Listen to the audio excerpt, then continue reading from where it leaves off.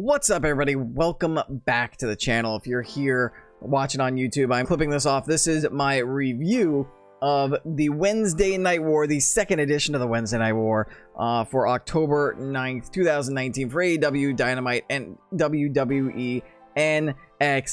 This is following my live reactions, which I do every single week on Twitch. As you can see, we got this here, we got the main event over here, we got the Twitch chat over here. So come on by to twitch.tv/_Murpho if you want to react and watch the shows live with me. I'm going to go ahead and we're going to run down what happened on AEW and on NXT, talk about it all, and then we're going to give some superlatives and try to decide who actually won the night. So we're going to start off by we're going to go through AEW and we're going to go through NXT. I think I'm going to go like side by side for what was happening at each thing. So the first thing that happened on AEW was the Young Bucks taking on Private Party in the first match for the Tag Team Title Championships for AEW. And man, was this a hot opener for AEW tonight. This was definitely, I think, the best match of the night from AEW perspective. Possibly the best match of the night, period. That's going to be a superlative we're going to give at the end of the night. The Bucks and Private Party brought it. This really made Private Party shine. Showed how good of a tag team they are, how entertaining they are, how fast-paced, high energy, high octane they can be. And props to the Bucks. In the end, they ended up doing the job on a surprise roll-up for the 1, 2, 3. A quick roll-up protects the Bucks, makes them look good. The Bucks, ultimately, as much as I would love to have seen them go further and deeper into this tournament to really establish the prestige of the championships, they really don't need it, at least not right now. They can eventually be tag team champions, but what this did was this made Private Party look like $1,000,000, really helps build them, helps build up the tag division as a whole, establishes them as a legitimate threat in this tournament. And besides, you've also got Santana and Ortiz, local boys, what up by the way, who are going to be in a perfectly set up for a rivalry with the Bucks, keep the Bucks occupied anyway. So I was very happy with that. Bucks doing the job for Private Party. Private Party, the first team to advance in the tag team tournament. Over on the NXT side, they opened up with also a very similar hot opener between Gulak and Lio Rush for the Cruiserweight Championship. And we got another upset. Both shows starting off their programs with upsets tonight. Lio Rush shocks everyone and beats Drew Gulak to become the WWE Cruiserweight Champion. Another interesting matchup there. Very good, high quality. Not really much to say as far as complaints. They had a little bit of stuff at the end where Rush was celebrating, and then Gulak looked like he was going to heel out, take the championship away, maybe try to brawl, beat up on Lio Rush, but eventually gives it back, offers a handshake. Maybe the tease of a face turn for Gulak, but we will see as things go on. I've been hearing that 205 Live is basically on death's door now. It's going to be going away, and that the Cruiserweight Championship is actually going to become like another secondary title along with the NXT North American Championship on NXT. So we might be seeing more of this story develop on NXT proper. Then we go into the second segment of each show for AEW. The Jericho came out with his gang, his stable of Jake Hager and Sammy Guevara and Santana and Ortiz. And good lord, if you ever have doubted that Jericho, whether or not Jericho can still cut a top rate promo, this was it. This was one of the top moments, top segments of the night. Jericho just straight up just going off, shooting almost pretty much. You'd say it's a work, but it sounded like a shoot on WWE Creative for messing up and ruining Jake Hager as Jack Swagger in WWE. Talking about how he is an undefeated MMA fighter in Bellator and is continuing to fight, and somehow WWE screwed this guy up. Shots fired. They are definitely not holding back, not going to ignore the competition exactly, which, I mean, technically, when you're at the top, do you really need to punch down? When you're the up and comers, you kind of got to punch up sometimes. So I mean, I guess that's fair. However, we also got the reveal of the name for the stable for Jericho's band over here. They are now the Inner Circle. I like the name. They also said go to shopaew.com or go to shop AEW from the AEW site and look for Inner Circle to get the to see the new t-shirt. And Pro Wrestling Tees, which host shopped at AEW, immediately crashed, went down. There was so much traffic that you could not get to Pro Wrestling Tees. It would crash or it would take you to like the main front page where you'd have to go other places. I eventually found this shirt by just going to Pro Wrestling Tees main site and going to Jericho and finding it on Jericho's page. The design, I wasn't crazy about at first for the shirt, but once I saw it on Guevara and Jericho later on the night for their tag match for the main event, I was into it. But huge, amazing promo of the night. I would say promo of the night, but I think a moment that happened, I think overall this was probably the promo of the night, but it didn't have the moment of the night. I think the moment of the night came in a promo later over on NXT. NXT did not have a promo right then, though. NXT had what I would probably consider the low point of the night, which was Breezango versus the Forgotten Sons. And I get that NXT is trying to push the Forgotten Sons as a thing. I am open-minded to that, but they fed Breezango to them. Fandango and Tyler Breeze jobbed out to the Forgotten Sons in the second segment of the second NXT during this Wednesday Night War. And what are you doing?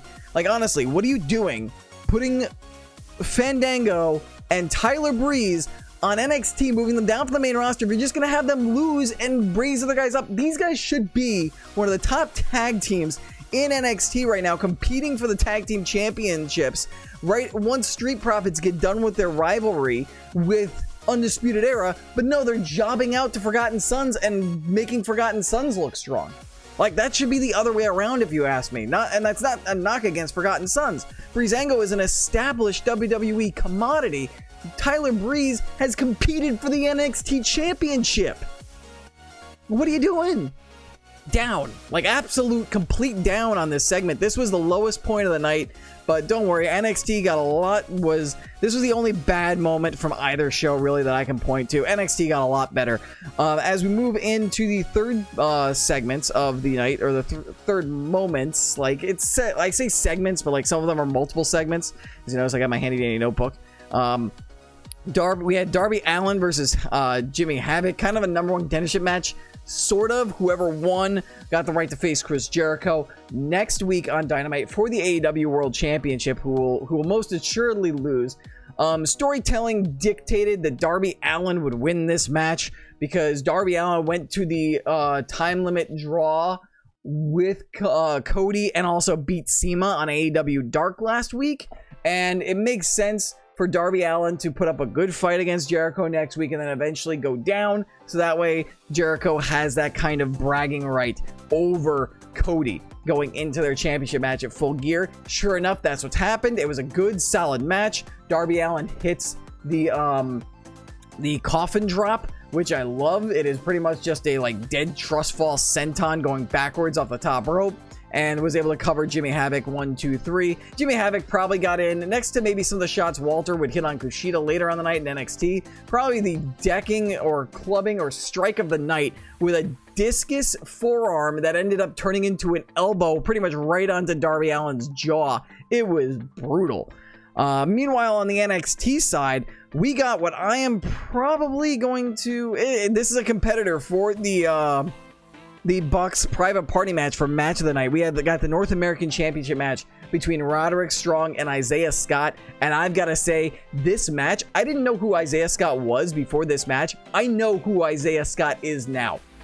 This is pretty much the exact opposite of what had just happened between Breezango and the Forgotten Sons. This builds a new superstar, somebody relatively new to the roster, while keeping the established person strong. Gave him a win. Roddy Strong emerged with a win, but Isaiah Scott took it to Roddy Strong, put him on his heels for a large portion of the match, had some great, entertaining, hard-hitting offense on Roddy Strong, but Roddy eventually was able to get the upper hand, hit his finisher, and get the pin and win and retain. And then we went immediately into the next segment on NXT, which was what I'm probably going to eventually give the moment of the night, and that is the promo with the Undisputed Era, where Adam Cole came out and started talking about how everybody wants to challenge and measure themselves up against Undisputed Era because they're the gold standard, because they have all the championships minus the Cruiserweight Championship, which is technically becoming a part of NXT, and technically the NXT UK Championship, but that's the main title of NXT UK. But anyway, we're just going to go right on and keep going. That everybody's trying to measure themselves up to Undisputed Era because they have all the championships. was talking about all the challengers to Roddy Strong. Adam Cole was talking about all the challengers to him as far as Finn Balor, which we did get a couple of Finn Balor hype segments during this show, but we didn't get Finn Balor in action or actually in the arena tonight. He talked about Tommaso Ciampa.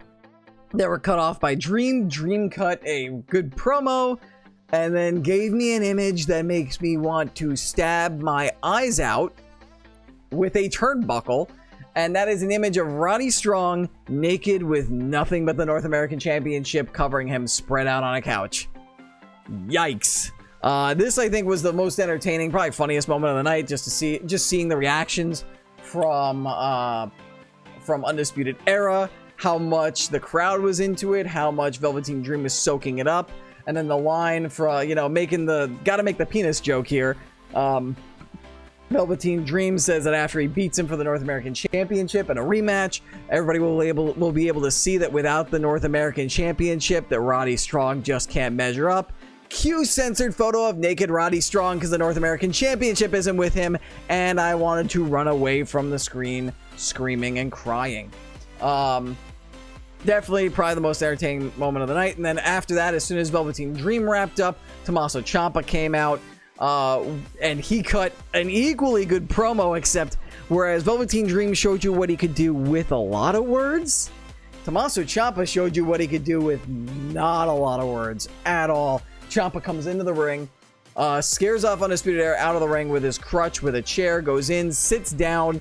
Undisputed Era is just watching from the ramp. He just picks the mic and just simply says, "Goldie, I'm coming home." And that was just great. Just fantastic. Absolutely loved it. Crowd went nuts for it. Segment over. Meanwhile, over on the AEW side, we had Bea Priestley and Sakura versus Riho and Britt Baker. And that match was okay. It was all right. Serviceable.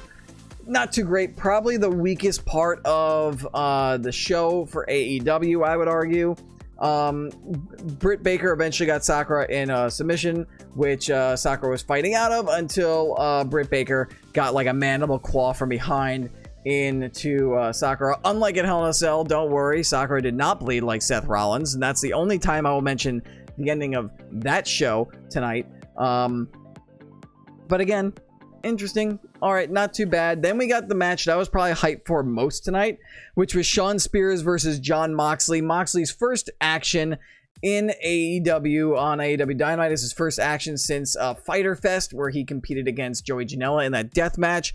And I gotta say, I mentioned this in the live reactions, it is really weird seeing Moxley wrestle in actual full gear and not in jeans and like an undershirt. It's weird, but I'll get used to it.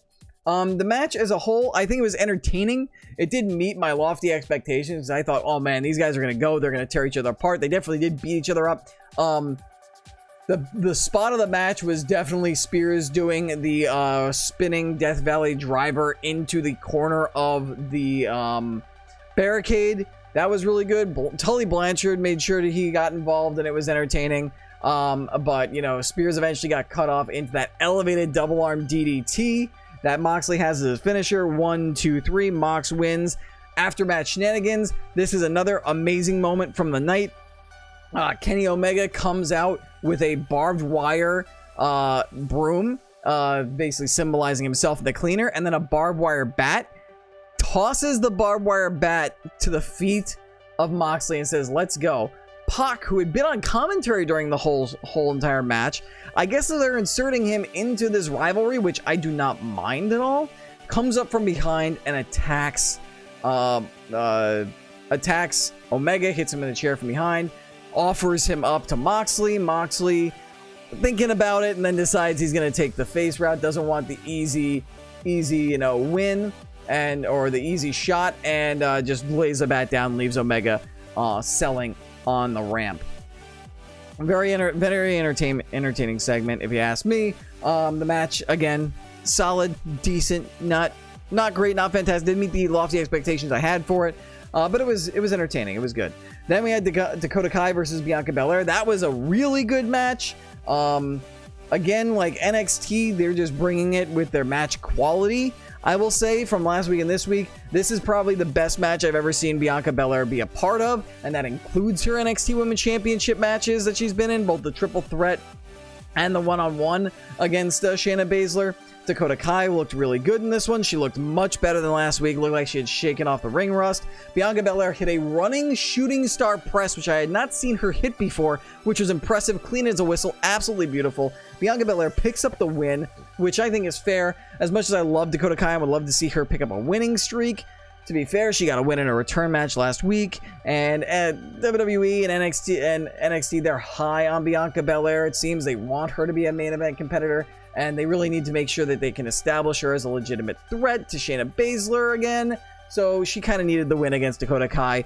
I'm fine with it, and Bianca Belair definitely impressed. She showed that she has improved a lot since the beginning of 2019. It was main event time then. We had the inner circle of Guevara and Jericho in their new shirts, which I mentioned. The logo and the shirt looks better when you see it like somebody wearing it as opposed to on the shop. Facing off against Dustin Rhodes and Hangman Adam Page. The match was an entertaining one.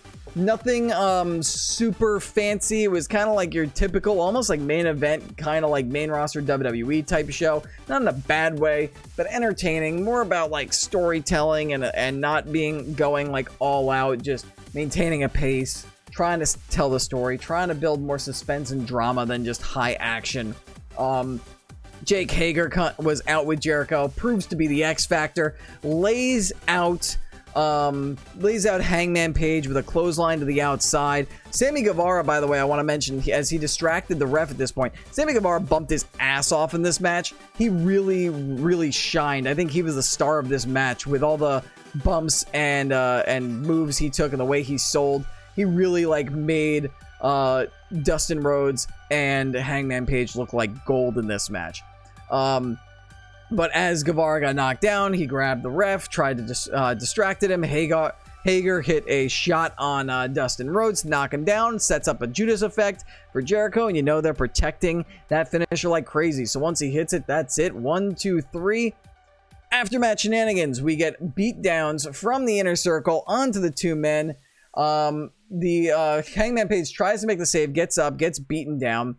Then the lights go out. I thought this was going to be like some sort of reveal. We were going to get some new shock surprise, but it ended up just being Cody. The reveal was cool, but like I don't know if they should have turned out the lights to reveal Cody. I think him running down, although it did help with the helped a little bit with the surprise, though. I'm curious why, if the lights go out and then back on, why Guevara and Jericho are kind of have their backs turned, like celebrating instead of looking around trying to figure out what's going on, why the lights are out. So that was a little like bit of a storyline inconsistency, which based on last week is something that it seems like AEW is starting to have a bit of a problem with. You know, twice, like once I think is once is a mistake, twice is like a coincidence, and 3 times is a pattern. So we'll see if they follow up with any more like psychology inconsistencies next week. Might be a concern if they do. Anyway, the moment was still cool to have Cody being all pissed off and just grabbing Guevara from behind while he's not paying attention, hitting the crossroads. I think it would have been just as effective if the lights stayed on and Cody just came from like out of the crowd and snuck up. But that's me, like, you know, just critiquing. Jericho then it looks like he's gonna stare down with Cody. Santana and Ortiz come in, they beat him up. Beat up. In come the Bucks to make the save. The Bucks do indeed make the save.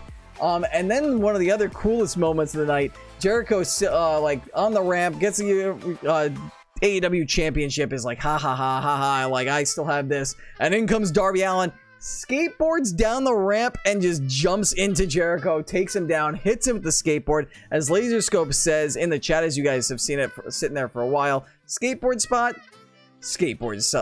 I was actually hoping the skateboard would break over Jericho's back. It didn't, but it was still cool. Another thing that I actually missed, before the Bucks came in, MJF came in and made the save, and we had another beautiful tease of an MJF heel turn, because we all know that MJF is ultimately a heel, but he's a face when he's around Cody because he's sucking up to Cody so much, and we're trying to figure out if he's really just sucking up to Cody, if he's Cody's friend. Inner Circle almost teased him joining their group and turning on Cody, but instead he comes to Cody's defense, gloats a little bit too much, and eats a code breaker from Jericho. Then the Bucks came in and made the save. But all the faces eventually stand tall after Allen comes in. The Inner Circle sans Hager. I don't know what the heck happened to Hager in all this, but he was not with Guevara, Jericho, Santana, and Ortiz on the ramp towards the close of the show. They are shouting at each other. Jericho says he'll get Darby next week. He'll get Cody at on November 9th, and then the show cuts to black, and it's all over. Main event for NXT was Kushida versus Walter for the UK Championship. A really good match. Another strong work rate match where you can tell the wrestlers are really trying to go all out and give it their all in this match to impress. Unfortunately, Kushida looked a little rusty. Didn't seem like he was completely on top of his game. He went for a rebound for like a springboard, which I think maybe Walter was supposed to intercept with a boot. He slipped on the top rope. Walter was able to recover quickly with a boot that looked like he murdered him. When these guys were on, the match was beautiful, amazing. However, there was quite a few slip-ups, missed strikes on Kushida's part. Kushida wasn't on his A game. It was still an entertaining match, still a good match. Walter eventually won and retained, but, you know, it was ultimately like kind of a bit of a letdown because of all the miscues on Kushida's part there. So overall, on the night, I think NXT and AEW were both solid, both very good shows. It's getting really hard. Like last week, it was tough for me to pick a winner. This week, it's hard for me to pick a winner. I think ultimately, if you're gonna break it down from different ways of doing it, again, psychology-wise, I feel like I've got to give it to NXT as far as the lack of botches. I think AEW gets a slight edge there. As far as work rate, pure work rate, and wrestling match quality, I gotta give it to AEW again. And then when you go from like show long from beginning to end, continuing storylines like where a segment or two happens early on in the show that leads into the main event that then like follows up with maybe post main event, I got to give that to AEW again. I think if I'm picking a winner here, I think I've got to go with AEW just slightly, and if the only reason is probably because I really cannot get off of the fact of the way that Breezango was represented here. I think that one moment brought NXT down just enough to get edged out by AEW. But again, a really close match, a really close competition, I think, this week in the Wednesday Night War. If I had to pick the best moment, I think if it wasn't Jericho shooting on WWE Creative, I think that gets the silver here. If I was going to give a gold, that would definitely go. I think bronze would probably have to go to the skateboard spot. If I'm thinking of it, if I'm just coming up off of things at the top of my head, the skateboard spot or the post-match Moxley Omega Pac moment. Silver will have to go to the Jericho moment, and I think gold has to go to Dream. Dream in that Roddy Strong moment with the championship. As much as it made me want to gouge my eyes out, I think that was the moment of the night. That's what I think. It's hard to get that image out of your head. So well done, you won with that one, NXT. Again, work rate show of the night goes to NXT. I think if I had to pick best matches of the night, I would have to look over everything again just to figure out what my bronze was. But I believe silver is going to go to, I think if I'm going to pick bronze, I think bronze would go to Dakota Kai versus Bianca Belair. Silver, I think I'm going to give to Roderick Strong versus Isaiah Scott. And I think gold is going to go to the Young Bucks versus Private Party. Just barely, I think, beating out Roddy Strong versus Scott. If I had to give a fourth place, it would go to Gulak versus Rush. So, and then I think fifth would probably be the main event from AEW, followed then by the Darby Allin versus Jimmy Havoc match. And then Kushida versus Walter would come in after that.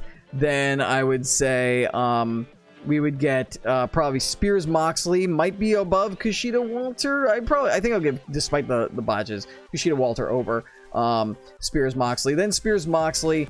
Then I would say the women's tag match in AEW, and then Breezango Forgotten Sons at the bottom. So as you can see, even though I'm giving the edge to AEW, I think it's more on the cleanliness, the cohesiveness of the storyline, and the fact that like they didn't have that low point of the night. Allows them to just edge it out. And as you can tell from my rankings of the matches on the night, NXT had the better quality wrestling when it came to in between the ropes inside the squared circle. So that's it. That's my review for the Wednesday Night War for week 2, which is Wednesday, October 9th, 2019, between AEW Dynamite and WWE NXT. If you guys enjoyed this and you're watching on Twitter, or not on Twitter, on YouTube, be sure to come on over to Twitch at twitch.tv/_Murpho to check me out and react as I watch live. Be sure to like, share, subscribe, comment with your thoughts on the show, what you guys thought were your favorite moments, what you didn't like. If you think if you agree with me on certain things, feel free to agree. If you disagree, feel free to disagree. All I ask is that we please be a little, we try to be civil, constructive criticism in the comments. I want a positive environment. We'll see if we get it. We'll see. I'm putting my faith in you guys over on YouTube. If you're watching this back on Twitch, be sure to follow as well. If you guys are watching on Twitch live, I'm also going to end things here. So I want to say thank you to everybody who came by tonight. Thanks to Lasoscope and Big Stupid and everybody else who came into the chat. And Bowling Dude, for those 3 guys for coming into the chat and reacting and watching and hanging out with me tonight. Thank you all to anybody who watched on YouTube. And I will see you all next week for another live party. For live reactions, watch party, followed by a review of WWE Dynamite, or WWE NXT and AEW Dynamite. Until I see you guys again, peace, deuces, and I'll catch you later. Have a good night.